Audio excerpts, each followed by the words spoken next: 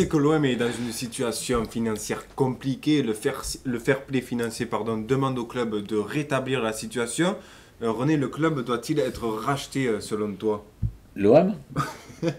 Je vais te dire un truc. Moi, ça me tue ce genre de questions. Et je vais t'expliquer pourquoi. Moi, j'ai acheté un appartement il y a 40 ans. Pour un jour ou l'autre le vendre. Et moi, j'ai plus de 50 ans que je suis à l'OM. J'ai vu l'OM acheter, vendu, acheter, vendu, acheter, vendu. Là, c'est Marcos qui l'a acheté.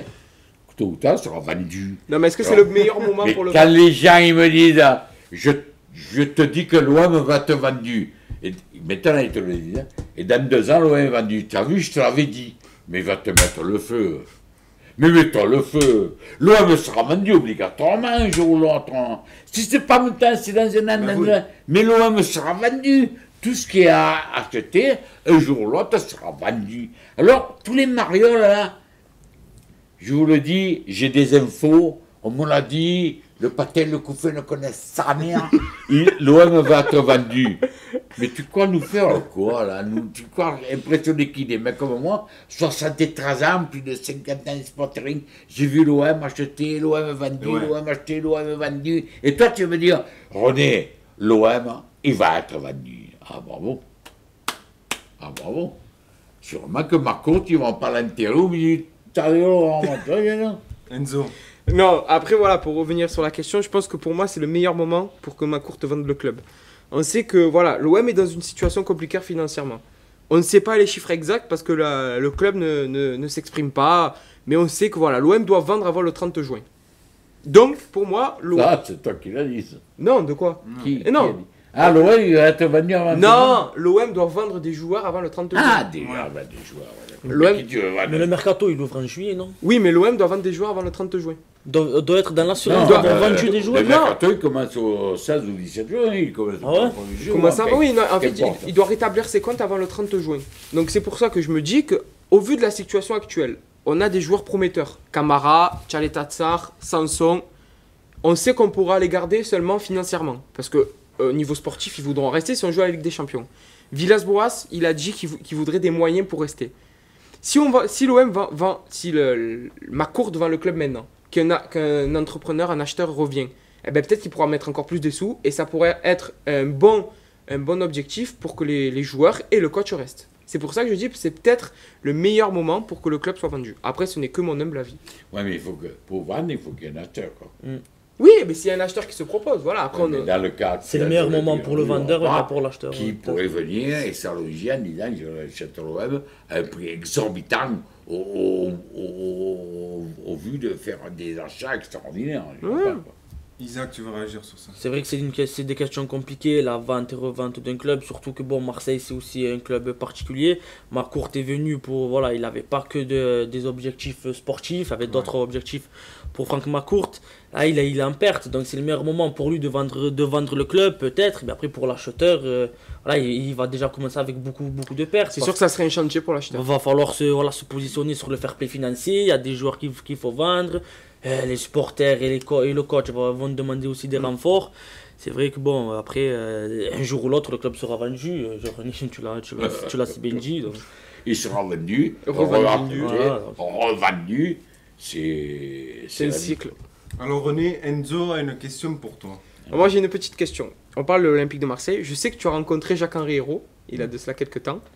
Quand il est arrivé, ouais, c'est pour ça. Est-ce que tu peux nous dévoiler ce que vous vous êtes dit, comment et qu'est-ce que tu penses de lui Mais putain, mais alors là, il n'y a pas de secret. Hein. Non, mais voilà, c'est pour ça que je te Depuis demande. le temps que je le dis, ce qui s'est passé entre nous.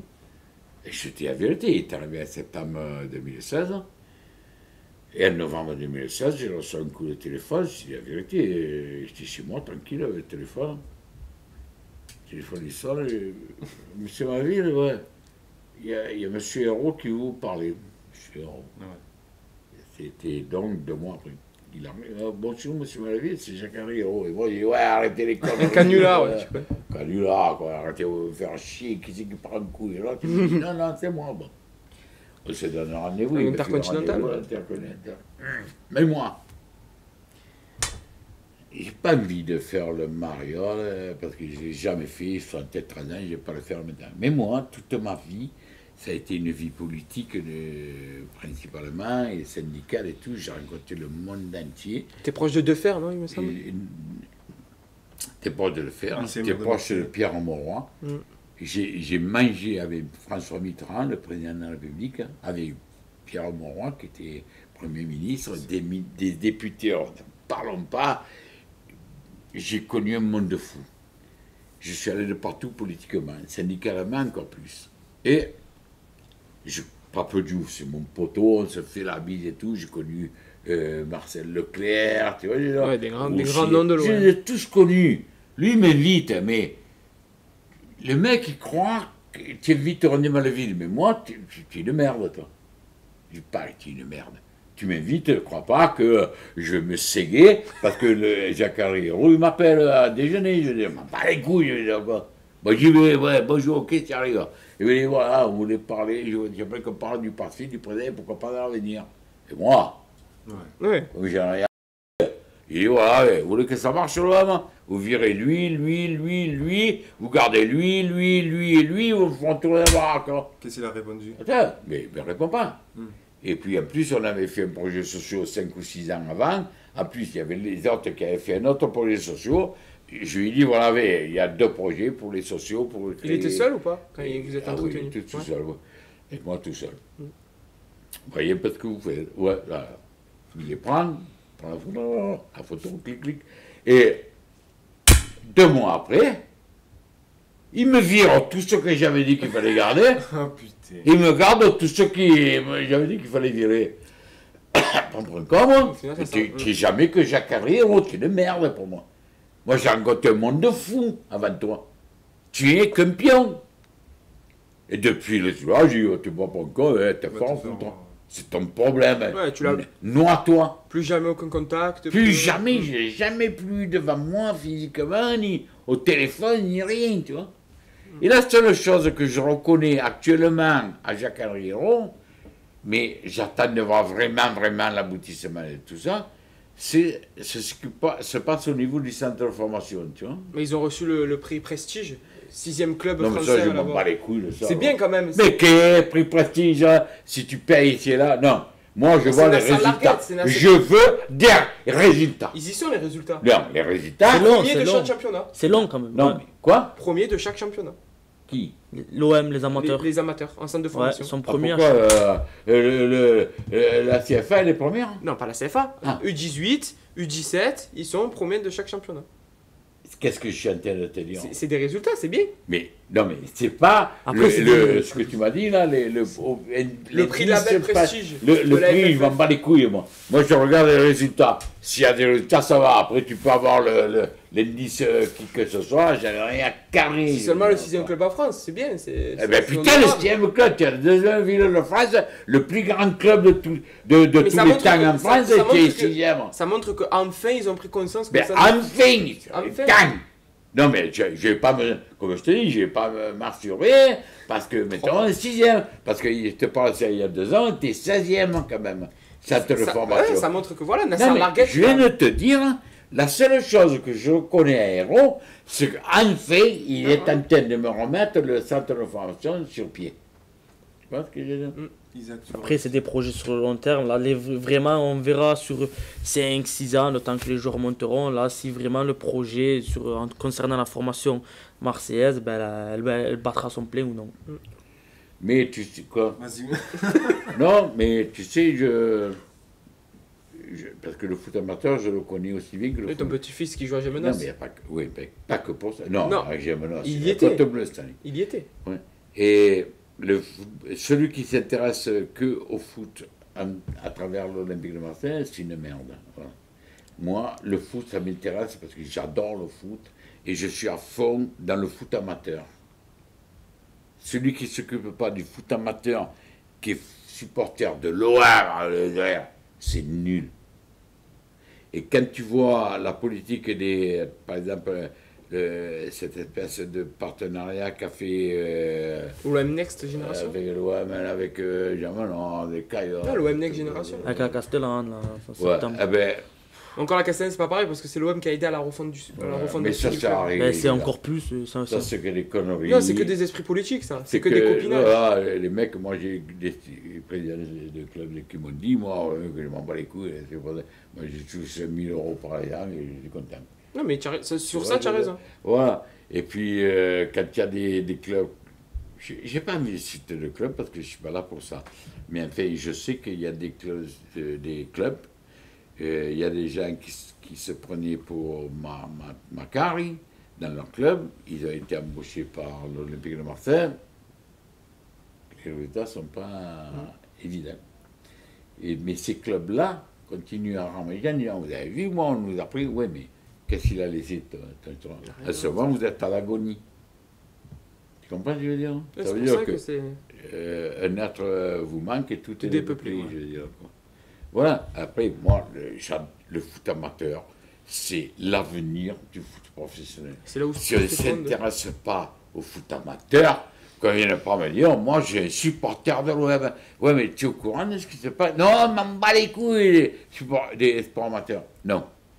Ou tu aimes le foot et tu t'intéresses à tout, ou alors tu aimes que l'OM, mais alors reste un simple supporter, viens pas nous faire chier. Juste pour revenir avec ton entretien avec Jacques-Henri Hérault, qui c'est qui a payé un coup à boire? C'était le matin au petit déjeuner, croissant, pain au chocolat. Un cognac à 10h. Non, ok, je connais pas, j'avais rendez-vous à 8h30. Non, mais je n'ai pas au chocolat. Non, mais je critique pas cette entrevue. Je suis content de l'avoir vu. Je suis content de l'avoir vu, surtout pour dire ce qu'il est exactement. C'est un mec franc du collier. Parce que quand tu invites un mec comme René Malaville, je pense que quand tu es vers l'Olympique de Marseille, tu dis, je vais inviter René Malaville. Non, mais si avait dit ça, tout le monde t'aurait dit, n'invitez pas ce jour Basseron, là. Hein, parce que lui, tu ne le mettras pas dans ta poche, c'est une fada. Tu vois, hein? Mais lui, il s'est pas renseigné. Il a dit, j'ai invité René Malaville, maintenant, moi, j'ai mangé avec Mitterrand, avec Monroy, avec Papa Diouf, avec des députés innombrables, des ministres. Pour moi, c'est un dégain. Voilà. Tout simplement. Au départ, mais dégain pas péjoratif. Non, bien sûr. Mais au vu de tout ce que tu as vu pendant ta carrière, pendant ta vie, voilà. C'est personne. Tu dégain, tu m'invites à déjeuner, mais dans quel sens? Tu peux me mettre dans ta poche, attends. Mais qui tu es, toi? Alors, René, parlant d'un sujet un peu plus sérieux, Bernard Tapie, ancien président de l'OM. Attends, c'est ce que tu vas me dire. Homme d'affaires qui a atteint un cancer. Alors, en septembre, double cancer. En septembre 2017, Bernard Tapie a rendu public sa maladie. Et c'est l'homme d'affaires lui-même qui t'a demandé d'annoncer qu'il était atteint d'un cancer. Raconte-nous comment tu l'as vécu, tout ça. C'est pas Bernard Tapie qui me l'a demandé. À cette époque-là, c'est Stéphane Tapie, avec qui je suis ami, son fils. Il m'a appelé, il m'a dit... c'est émouvant quand même, je te le dis. Il me dit, Stéphane Tapie, je dis, qui t'est arrivé? Il me dit, voilà, mon père, c'est comme ça, comme ça, comme ça. Et on s'est concerté, on aimerait que ce soit toi qui l'annonce. Je dis, écoute, je suis au téléphone, mais tu restes con, quand même. Parce que moi, le mec, il me dit, c'est un honneur. Et l'honneur de quoi? D'annoncer qu'un mec comme le Bernard. Je dis, putain, Stéphane, pour de bon. Il me dit, ouais, René, voilà. Tu es le seul, un des rares, qui était vraiment. On sait que tu es vraiment son ami, tu n'es pas de la famille, et on voudrait que tu l'annonces toi avec tes mots, naturellement. Putain, j'ai dit, bon, je ne vais pas te dire que c'est un honneur, Stéphane, mais bon. De situation. Voilà, mais voilà, je vais le faire. C'était une lourde responsabilité pour toi? C'est pas que c'est une lourde responsabilité. Tu te rends compte que la famille Tapie me demande à moi d'annoncer cette maladie de Bernard Tapie. Mais tu te rends compte, j'ai honte de dire l'honneur, tu vois, je veux dire, c'est même pas un honneur, mais... Non, ce genre de situation, c'est pas un honneur. Ce truc de conscience que la famille Tapie met à moi, quoi, je veux dire, dans tous les gens qui connaissent. Ils m'appellent à moi pour me dire, voilà, on s'est concerté, on voulait que ce soit qu'il annonce. C'était émouvant, et en même temps, j'étais fier. C'est bizarre, hein, cette ambivalence de sentiments, tu vois, Comment t'as vécu, toi, quand tu as appris ça au téléphone? Je savais qu'il était déjà fatigué, parce que bon, on avait des contacts avec son fils et tout ça, on le savait, mais à ce point, on ne savait pas, tu vois. Et quand il m'a dit, voilà, c'est comme ça, et on te l'annonce, Même moi, le premier, j'ai dit, putain, je comprends parce que c'est le boss, moi. Oui, Big c'est le boss. boss. Moi, dans mon bar, au-dessus de mon comptoir, il y avait une photo comme ça de lui, Big Boss. Et puis personne n'y chante. Hein.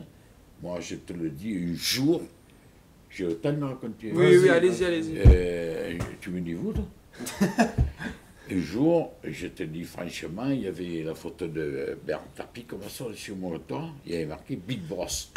Et j'avais des clients, 4 ans. 4 clients. Bon, mec, costume, cravate, travailler dans un bureau, je sais pas quoi, mais bon, mec, tu vois, non. Ça faisait 4 ans qu'ils venaient manger chez moi. Et un jour, au lieu de 4 ans, il rentre que 2 avec 2 nanas. Ça va, il me dit, oh. Mais écoute bien comment ça s'est passé, je te le raconte. Oh, ton enculé de tape. Je le regarde. Mais costume cravate, toujours discret, bonjour Muriel, ma fille, c'est Muriel qui dit. Je lui dis, qu'est-ce que tu as dit là? Oh, attends. Qu'est-ce que tu as dit là? Mais j'avais 90, ça repasse. Oui, tu t'es pas gêné. Quand ils m'ont entendu, parce qu'ils me connaissaient, les gens, C'est pas quelqu'un qui les habitués. La fourchette, hein, ils mangeaient, quand ils ont entendu ça, quand ça s'est fait, un silence de mort dans le bar. Je dis, comment, les gonzesses, quand elles sortent, je dis, comment tu as dit, toi? Enculé de tapis? Non, j'ai dit, tu as dit enculé de tapis. Non, non. Et moi, je lui dis comme ça. J'ai dit, mais devant tout le monde, à la fourchette, elle restait comme ça. Tu sais qui c'est l'enculé? Et lui, il croit que je vais lui dire que c'est lui. Il devient blanc. J'ai dit, l'enculé, c'est moi. C'est à partir d'aujourd'hui, je te sers encore à boire et à manger. Non mais, l'enculé, c'est moi. Dehors. Et je te l'ai foutu dehors. Moi, tu m'insultes, j'ai perdu 4 repas, mais j'en ai rien branlé. Moi, tu m'insultes pas le boss en disant ton enculé de tapis. Mais je te ruine, moi. Moi, Bernard Tapie, c'est le big boss. Tu le respectes. Mais, Ouais. je dis pas plus que mon père. C'est un Mais père autant. spirituel? Quoi? Père spirituel, un peu? Ça veut rien dire, ça. Oui, père. mais c'est... Mais moi, le Big Boss, voilà, il nous a fait champion d'Europe, il a vaincu tout le monde, cette espèce de grosse salope de montgolfier qu'il a voulu le tuer en plus de dernier interview. Les mecs lui disent, pourquoi vous êtes acharné sur Bernard Tapie, quand me reconnaissez? Et là, tu avais sur le comme ça des chiens, il dit, ah, c'était Bernard Tapie, je reconnais que c'est un peu acharné. Mais tu es une merde! Mais tu es une merde! Il a beaucoup souffert, Bernard Tapie. Ouais. Et là, c'est lui qui leur a mis. Et là, il est bas. Cette maladie, comme il a combat, il est là. Là, il devait. ouais, C'est pièce de théâtre. Il va en Belgique. Hier, je l'ai mis sur le Twitter. Je le suis à la trace. Le Big Boss. Je supporte pas. Voilà, je me battrai, même à 73 ans, jusqu'à ce que le petit doigt il bouge pour le foutre dans l'œil d'un culé qui va me dire du mal de Bernard Tapie. Ne me dis pas du mal de Bernard Tapie. Après, bah ouais, mais t'as vu les magouilles? Ne me dis pas du mal de Bernard Tapie, je vais te ranger les oreilles.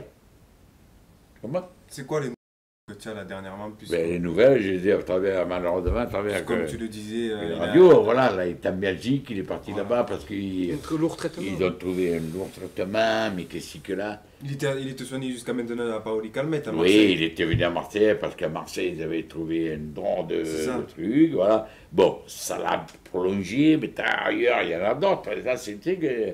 Voilà. Mais putain, que le bon Dieu lui prête vie le plus longtemps possible. Il a jamais eu une proposition, par exemple, vu que toi tu es proche de la famille, etc. Est-ce qu'il a jamais eu une proposition de Jacques Henriot, de, par exemple, venir assister à un match de... Jamais!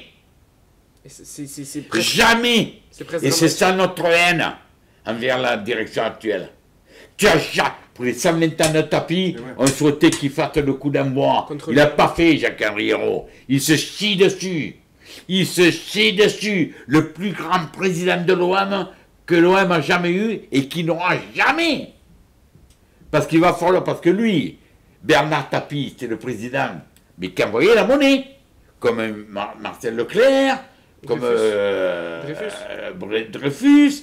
Bon, Diouf, ça a été un super président, c'est mon ami, je l'adore, mais il n'avait pas les moyens. C'était un président, c'était pas un actionnaire président. Voilà, Ouais. c'était pas un... Tandis que Tapi, il a envoyé ses sous. Il a envoyé ses sous. Et les inculés disaient, ouais, tu as magouillé. Qu'est-ce que j'ai magouillé, moi? Je suis Bernard Tapie, moi. Je magouille de quoi? Après, s'il y en a qui ont fait des conneries, bon, et en plus, c'est même pas important. J'en veux même pas Bernès. Tu vois, j'aime pas tous ces gens-là. Je veux même pas aux joueurs qui ont fait des balances. Tu vois, je veux dire, avec le temps. Avec le temps. Mais Bernard Tapie, ne me le touchez pas. Arrêtez de casser les couilles. Voilà. Soignez-moi-le.